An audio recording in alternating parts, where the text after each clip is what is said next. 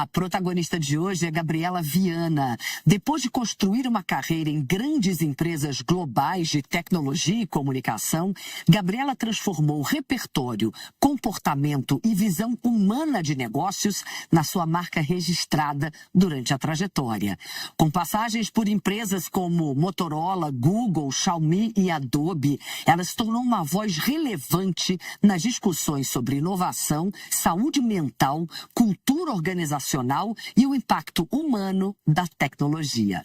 Gabriela, muito obrigada, é um prazer ter você aqui comigo. Eu que agradeço o convite, Cris. Primeira pergunta que eu faço é sempre a mesma para todas vocês. Quem é Gabriela Viana? Como é que você se define? Bom, eu me defino como filha, né, de Antônio e Rose, irmã de tenho 3 irmãos homens, sou a terceira de 4 irmãos. A única mulher? A única mulher. Mãe de 2 meninas e casada com o João. E carioca de nascença e de coração e paulista de adoção. Você trabalhou nessas grandes empresas que eu citei aqui no começo, na sua apresentação. Em que momento que você percebeu que você queria fazer uma transição de carreira e exatamente por quê? O que você entrega hoje? Então, Cris, eu fui muito feliz na minha carreira. Foram 30 anos, praticamente 25 na área de tecnologia. Mas eu já vinha estudando a área de saúde mental, sei lá, mais de 20 anos também, né? Eu comecei primeiro conhecendo a mim mesma, né? Fazendo muita análise. E e aí fui evoluindo, fui fazer o curso enfim, estudei bastante o assunto. Já, eu vou chamar de final da carreira executiva, claro, eu comecei a tomar decisões estranhas, do tipo assim, há mais 5 anos. Eu já sabia que eu queria fazer outra coisa. Fui muito feliz, mas queria fazer outra coisa. E aí eu comecei a perceber no meu discurso, esse projeto eu aguento mais um pouco. E aí um desses projetos não aconteceu. E eu fiz o luto da minha carreira, que eu acho que é super importante. Pode ser o luto da carreira completa, pode ser o luto de uma empresa, pode ser... Eu acho que é importante, ou seja, para mim foi muito importante. Mas quando você fala que você fez o luto, você fez ainda durante, enquanto você estava lá? Ou não? Teve uma ruptura e você viveu o luto antes de transacionar, vai para uma outra... Então, fazer a transição? Eu estava em um processo, eu falei assim, esse projeto eu acho que eu ainda aguento 5 anos. Mais os 5, porque aí depois eu vou sair. E esse processo não aconteceu. E eu falei, bom, para quem tá dizendo que aguenta, e esse era o que eu ia aguentar, acho que acabou. Mas acabou para mim mesmo. E aí foi assim, luto, né? Choro. E o luto pode ser, né? Tem várias características do luto, não é só perder alguém amado. E juntando com isso, eu perdi meu pai e minha mãe com uma diferença pequena. E aí me deu uma urgência, um senso de urgência, crise enorme. Tipo, eu não tenho mais 5 anos para fazer o que eu quero fazer. Eu preciso fazer agora. E aí foi interessante porque as pessoas falam, você teve coragem, né? Eu continuo associada ao mercado corporativo, eu estou no conselho de uma empresa americana, eu tenho participação em startups, mas como executiva eu comecei a dizer não. Mas eu não sinto mais como coragem, eu sinto como algo que se alinhou. Alguma coisa que ficou tão natural para mim. Então, acho que os gatilhos foram esses. Um de reconhecer realmente que eu já vinha assim, usando palavras pouco conhecidas para mim, para me referir à minha própria carreira, né? Como eu te falei, eu aguento, esse aqui eu faço mais um tempo. E essas perdas importantes que me deram um senso de urgência em relação à minha própria vida mesmo. E o que você faz hoje? Você fez a transição exatamente para o quê? Então, eu faço basicamente 3 coisas. Uma primeira ainda ligada ao mercado corporativo, que são treinamentos de saúde mental para empresas, né? Então, falar do que é saúde mental, porque a gente ainda tem muita confusão do que é realmente, o que é, o que não é, né? Os grandes pilares, enfim, são treinamentos para grandes empresas, usando dessa experiência que eu tive de estar lá, né, durante 30 anos. Outra que eu chamo de psicoeducação. Então, a orientação de famílias e pacientes a respeito da saúde mental. Porque normalmente você vai usar mais de de uma ferramenta, digamos assim? De um profissional, exato. Então, eu brinco que é como quebrar a perna, né? Eu tenho um problema sério na perna. Depois você vai precisar de fisioterapia, provavelmente vão te dar um anti-inflamatório, né? Você depois vai ter que voltar devagar com algumas coisas. Não basta fazer apenas, entre aspas, a cirurgia. Exato. Ou só o que seria só a medicação. Sim. Né? Então, nenhum transtorno, nenhuma dificuldade em saúde mental é a respeito só de remédio. Em alguns casos, ela é temporariamente ele é temporariamente importante, em alguns casos ele é imprescindível no longo prazo, em alguns casos ele nem sequer é necessário, mas ele nunca é o tratamento completo, né? Então essa psicoeducação ou de como lidar com alguns transtornos. Tem alguns transtornos que a família precisa entender e aprender a lidar. O paciente se sente muito sozinho, né? E a família se sente muito desorientada. Como é que eu lido? O que eu preciso fazer agora? O que é importante? Como eu entendo o que está acontecendo com a pessoa, né? Então, é a psicoeducação. E, por último, em consultório, porque eu abri um consultório, eu faço uma terapia que é mais específica para trauma. E aí, trauma, pensando, Cris, um pouco do que a gente falou do luto, não só como grandes eventos traumáticos, né? Abuso, guerras, etc., mas como qualquer coisa que você não conseguiu processar integralmente no momento em que aconteceu. Né? Mas como é que você se define assim? Se alguém pergunta pra você, o que você faz hoje? O que você responderia? Psicoterapeuta. Psicoterapeuta. Você é uma psicoterapeuta.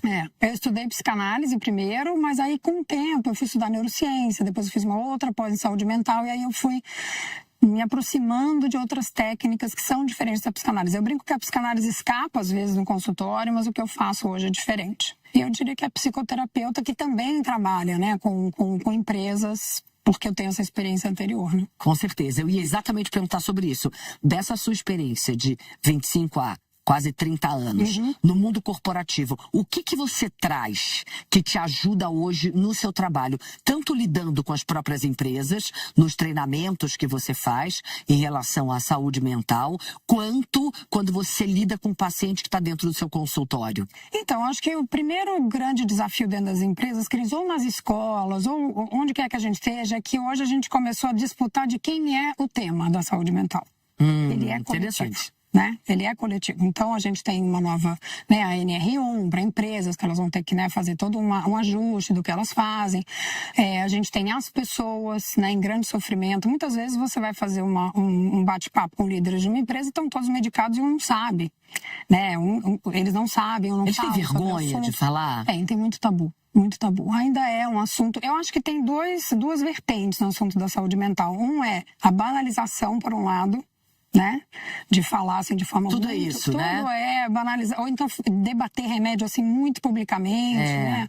E a outra é do nem falo no assunto, né? E aí a gente vê uma questão Os dois lados são perigosos, digamos assim. E a gente vê uma questão geracional, onde os jovens têm mais facilidade de falar do assunto, mas às vezes tendem a um pouco de banalização.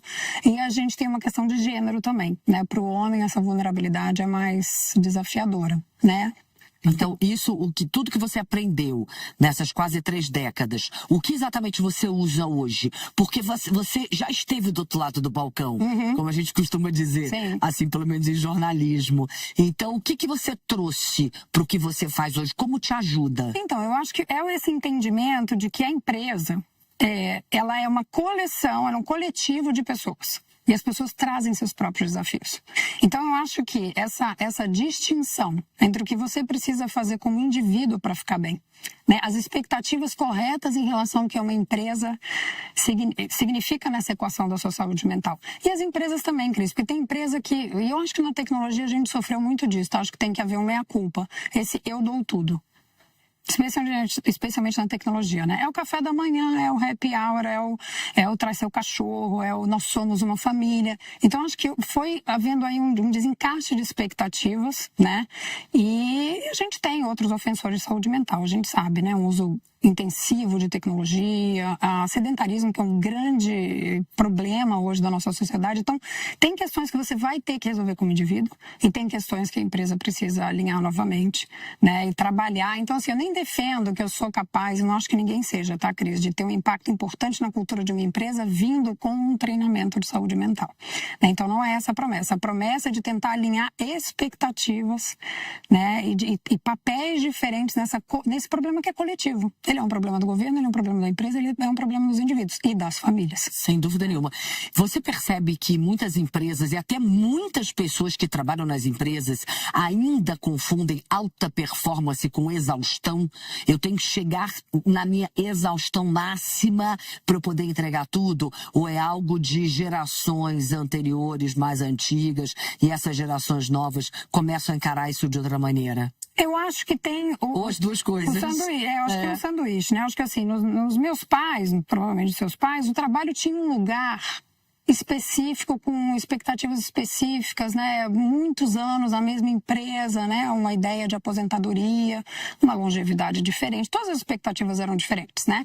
Aí vem, eu tô falando dessas 3 gerações que eu posso acompanhar. Aí vem a nossa, que é: eu vou me matar no altar do trabalho. O que eu percebo é exatamente isso, que a gente trabalha muito mais do que a geração anterior. E é claro que isso é média geral que eu tô dizendo. Sim, não, e com certeza. E aí, assim, também é uma disputa de quem fica mais horas, quer dizer, uma competitividade muito grande, né? Eu acho que para mulheres é ainda um pouco pior, Cris, porque a gente sabe que a gente tem que cavar espaços mais restritos, ou seja, você vai ter que cavar ainda muito mais de quem tá do seu lado, né? Muitas vezes a mulher tem outros papéis, muito mais papéis do que os homens. Então tem eu acho que a nossa geração é assim, se sacrificou no altar do trabalho.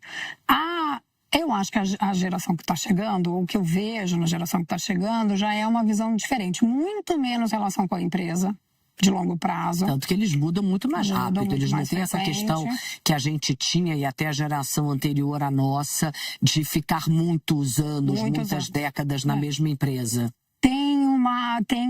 E acho que vem a nossa geração e estão vendo algo que eles não querem ter. Né? Falam, olha, olhando bem pra você. Eles comparam e não querem aquilo. Olhando bem pra você. Né? E aí tem muito, eu ouço muito, eu ouvia muito nas mentoradas, eu reduzi bem esse papel de, eu tenho uma preocupação, eu preferia até nem virar líder se é isso que vai significar. Olha. Essa quantidade de sacrifício. Mas eles têm uma ambição, digamos assim, menor do que a nossa? Eu acho que é uma ou do que a gente tinha na idade deles? Eu acho que novamente é um desalinhamento de expectativa. Em que sentido? É muito comum você falar assim, pra virar, eu tive essa situação, tá? Uma pessoa que estava entrando na empresa. Bom, e pra virar, sei lá, um cargo de liderança grande. Eu falei, mas calma, você acabou de chegar. E, ao mesmo tempo, uma dificuldade muito grande de fazer os sacrifícios que o mundo corporativo segue pedindo. Porque a solicitação segue a mesma, independente da expectativa dessa geração. Né? A solicitação é que você trabalhe muito. Né? Então eu acho que tem ainda tem um desencaixe. Eu acho que existe uma ambição, ao mesmo tempo eu quero guardar o bolo e comer o bolo, né? Eu não quero ter essa quantidade de sacrifício, mas obviamente gostaria de estar ganhando bem mais, de liderar, etc. E eu acho que tem uma questão nessa mudança excessiva. Eu não tenho problema com a mudança, tá? Tem gente que até num processo de entrevista fala, não, mas você teve em não sei quantos lugares, né, para um candidato. Eu acho só que você tem que ter um ciclo suficiente para fazer uma entrega. E de você investir, Cris, nas suas relações. É um componente da saúde mental que é muito pouco levado em consideração. Era algo natural para a gente. Isso é algo muito importante para nós como seres humanos, né? Tem um estudo de Harvard, que você provavelmente ouviu falar, que acompanharam 40 anos, uma geração, e todos eles falaram, né? A grande maioria diz que a qualidade das relações é o que fez diferença. E as qualidades das relações não são só com a sua família, é com as pessoas com quem você passa 8, 9, 10 horas por dia, né? Então, eu acho que isso também a gente tá vendo deteriorar muito, muito fortemente. E você leva as suas relações para o resto da tua vida. A gente trabalha, inclusive, né? Claro. O que a inteligência artificial jamais vai conseguir substituir? E aí eu tô falando, claro, em relação a trabalho, em relação à liderança. Quais são as características humanas que ela jamais vai conseguir alcançar?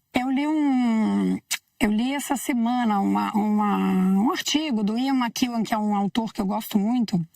E ele fala, a IA não morre, a IA não ama e, portanto, ela não há de substituir os seres humanos. Né? E eu acredito mesmo que é um componente de distinção humana que ainda não é captado realmente pela IA. E vou dar um exemplo que eu adoro.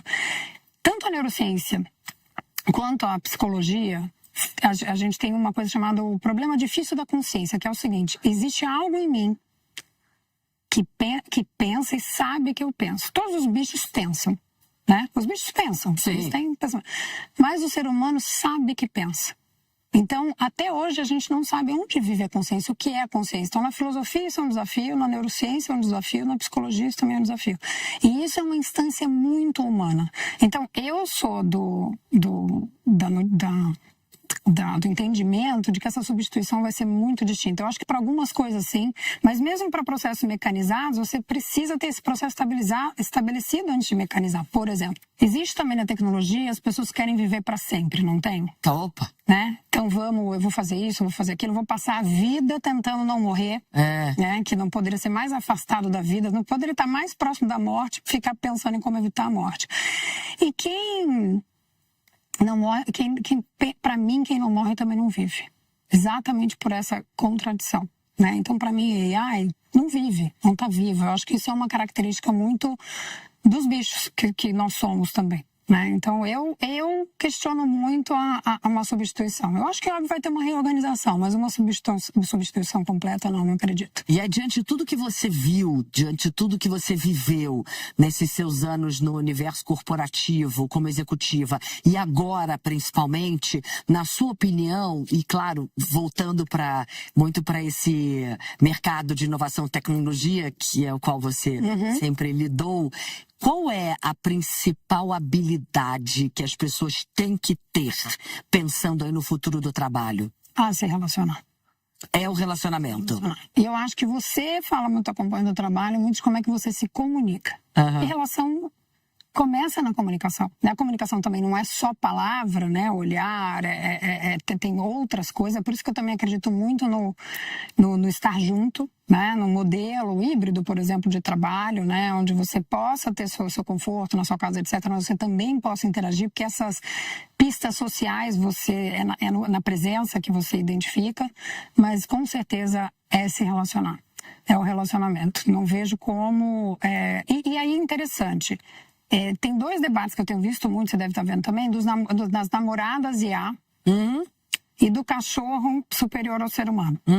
Né? E você, tudo que vale a pena é complexo. Exige de você. E o relacionamento com outro humano, ele tem uma complexidade. Exige, sim. E uma beleza. Né? Porque exatamente por isso, fricção. Né? Então, assim, essa beleza de você porque a AI, por exemplo, o cachorro também, honestamente, eu amo cachorros, tá? Mas ela tá sempre, ela é complacente, né? Muito bom isso que você falou, né? Ela é muito complacente. Tem as suas alucinadas, né? Que é um dos desafios, mas ela é muito complacente. E o cachorro, entre os bichos tem que treinar, né? Dizer pra ela não ser. Eu falo isso. Pra ela não ser. Tem que ficar dizendo, por favor, não seja. Por favor, não seja. Não diga que eu sou o máximo, não diga que... Ou, eu falo muito também, não me venha com jogo de palavras. Eu quero só informação. Por favor. Não me faça poemas, eu brinco. Então, eu acho que a relação é essencial pra você. Eu acho que no ambiente de trabalho. E para você se relacionar, Cris, você tem que estar bem. Ou você tem que estar disposto a estar mal e vulnerável, e alguém disposto a entender a tua vulnerabilidade naquele momento. Sensacional isso. Passo voando. Voando. Vamos terminar. Eu quero te ouvir. O nome do quadro é Protagonistas. O que significa para você ser protagonista da sua própria história? Você sabe que eu ouvi uma palavra que estava sendo muito dita nesses anos, autenticidade. E era uma coisa tão difícil para mim, assim, de entender. Eu tinha uma coisa, que coisa vaga, né? Você ser autêntico. E eu acho, hoje, que você ser protagonista, você realmente se sentir alinhado, aquilo que onde você tem seu prazer. E vai ter desafio. Vai ter desafio, não existe um lugar que, por mais que você ame, não vai haver desafio. É óbvio que vai haver dias mais difíceis, dias mais fáceis, mas é você realmente sentir que aquilo que você sente, pensa e aquilo que você está fazendo estão juntos. Né? Então, para mim, se você ser protagonista da sua história, definir aquilo que é a sua história, que não é de mais ninguém, né? Só existe uma Cris, só existe uma Gabi, só existe de qualquer pessoa que esteja nos assistindo. E você sentir que tudo que faz parte de você como ser humano está indo na mesma direção, apesar dos desafios. Adorei, Gabi. Muito obrigada mesmo. Eu adorei essa sua definição final. Obrigada. Obrigada.